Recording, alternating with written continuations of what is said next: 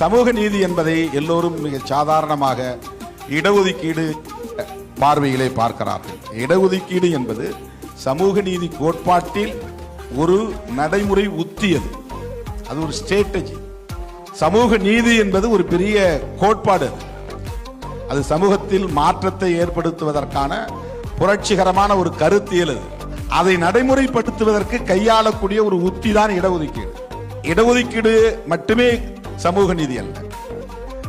மறுபடியும் நான் சொல்லுகிறேன், விளிம்பு நிலை மக்களை எம்பவர் செய்வதுதான் சமூக நீதி. எம்பவர்மெண்ட் ஆஃப் மார்ஜினலைஸ்ட் செக்ஷன்ஸ் என்பதுதான் சோசியல் ஜஸ்டிஸ். பொருளாதார அடிப்படையில் சொல்லக்கூடியது அல்ல. அதனால தான் இது சமூக நீதினே பேர். இல்லைன்னா பொருளாதார நீதின்னு தனி இருக்கு. அரசு கான்ஸ்டிடியூஷன்லே நீதி 3 வகையாக சொல்லப்படுகிறது: social justice, economical justice, political justice. 3 வகையான நீதி இருக்கிறது.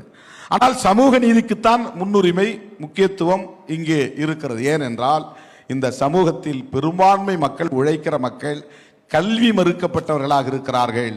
அதனால் பொருளாதாரத்தில் பின்தங்கி இருக்கிறார்கள்.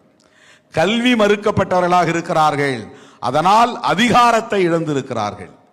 பொருளாதாரம், கல்வி எதற்காக என்றால் அதிகாரத்திற்காகத்தான். அதிகாரம்தான் அல்டிமேட், அதிகாரம்தான் இறுதி இலக்கு. நான்